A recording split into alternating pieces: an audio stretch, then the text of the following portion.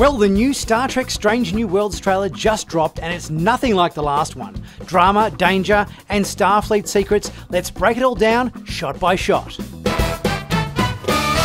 Well, hey everyone, I'm Nick and welcome back to Sci-Finatics. Well, the final full trailer for Star Trek Strange New Worlds Season 3 has just dropped. We've got a whole bunch of new shots to look at for this new season of the show. And today we're going to go through the trailer, shot by shot, bit by bit, and see what we can learn about what's upcoming for this new season of Star Trek Strange New Worlds. This trailer is very different than the last one we had. The last one was really jam-packed, full of kind of comedy moments and humorous moments. And it kind of had me a little worried. It's like, does it kind of starting to feel like the show is just all humor this season? But this trailer is a completely different kettle of fish. It is all drama, all serious, all kind of the typical kind of Star Trek adventures, we're more typically familiar with. There's still some lighthearted moments and some humorous bits and pieces, but we've got a lot to check out in this new trailer that's just dropped. So we're going to go through that today and see what it's all about. So let's get into it. Someone once said space is dark and cold. Our job is to bring light, bring warmth, bring life to wherever we go. Is this a hit it situation? It's whatever kind of adventure we want it to be. So I think one thing that the opening to this trailer really does is kind of cement that sense of family. The crew is family in Star Trek. And I think that has always got to be the foundation for really any Star Trek series. It's that camaraderie between the crew, that sense of family between the crew. And in the past, when they've kind of taken that away or shied away from that element in Star Trek series, that's where it hasn't kind of worked as well. So one thing Strange New Worlds is actually doing quite well is building that sense of a crew that we know. We know their relationships, we know their personalities, and that was one area where Discovery was a complete failure because we never got to know the crew properly over the entire course of the show. And it definitely seems like Strange New Worlds is remedying that situation. This crew is a team, the finest Starfleet has to offer. Indeed. It's possible they don't know about us. They know about us. There is evil in this universe, as sure as there is good.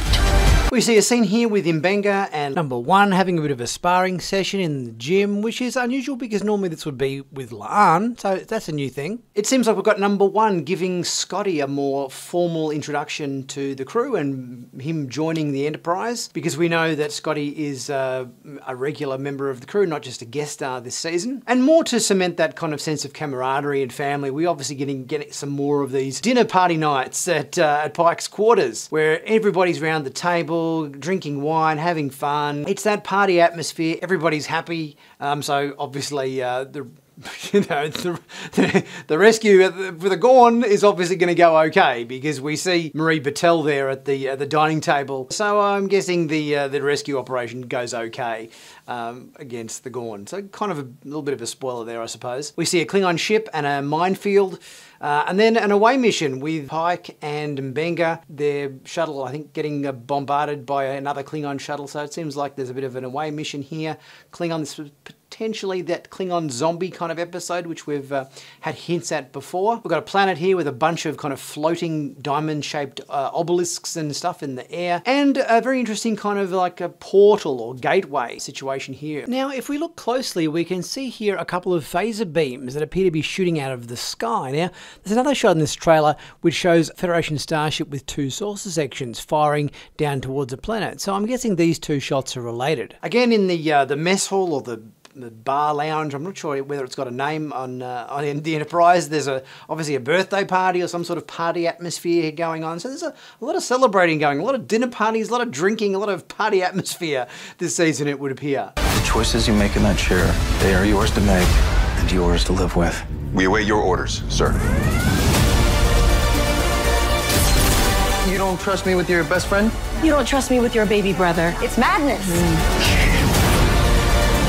We see a scene with Kirk getting his first bit of a taste at command, presided over by Pike, giving him a bit of a pep talk about the burdens of command. I kind of feel like Kirk seems to be in Strange New Worlds way more than he should be. I don't mind the occasional appearance by Paul Wesley as Kirk, but after all the appearances he had last season, and it seems like we've got a lot of appearances this season as well, I kind of feel like he's kind of stepping on toes a little bit. Like, I don't mind the occasional cameo, the occasional episode where he's in maybe, you know, one episode a season or something, but it kind of starting to feel like he's in every second episode of this show. And to me, that kind of feels like too much too soon. We don't need Kirk in every single episode. This is the Pike's Enterprise show, not the Kirk's Enterprise show.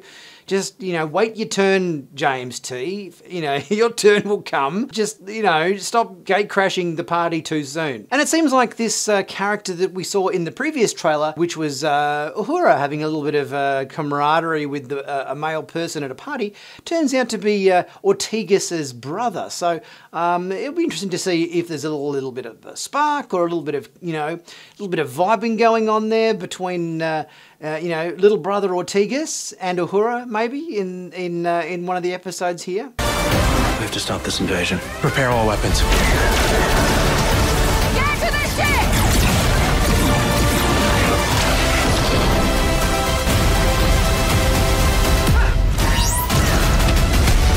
We are going to find our way out of this together.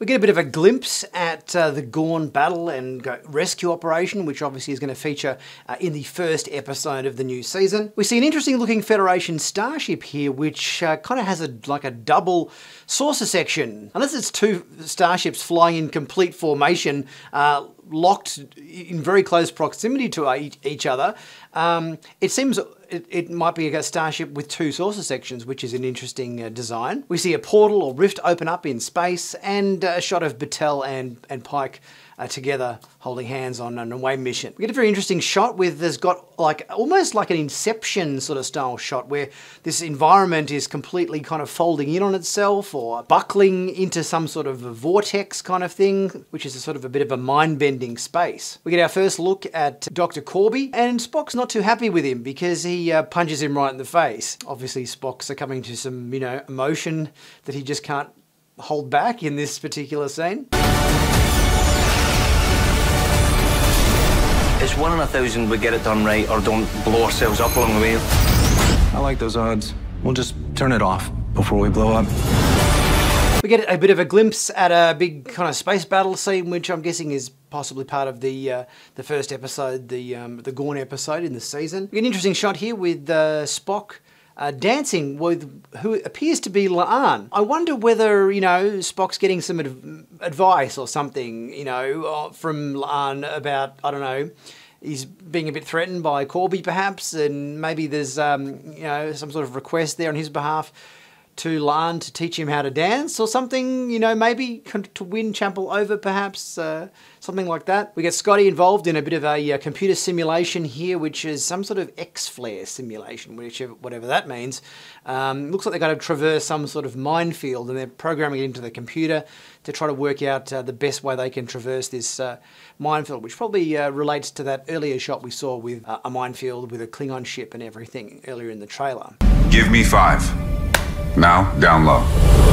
Why would you do that? Because you are too slow. And we end on a humorous moment with Spock doing the old give me 5, 1 on the side, down low, too slow routine.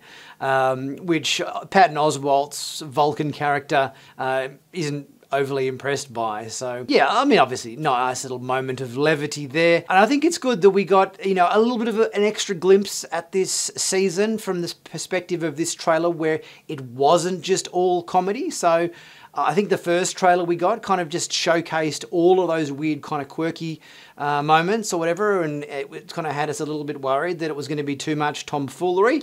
But I think looking at this trailer, which kind of showcases a bit more of the drama, a bit more of the action and adventure and everything, it seems to have a, you know, a good helping of our typical kind of Star Trek content in it as well, which I think is really good.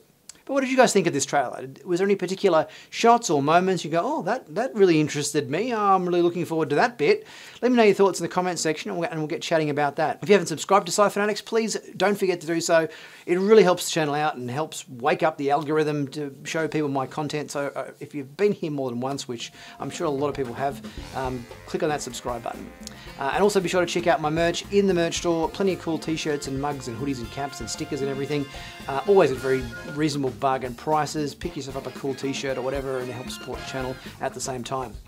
I'll be back pretty soon with my next video. See you guys soon.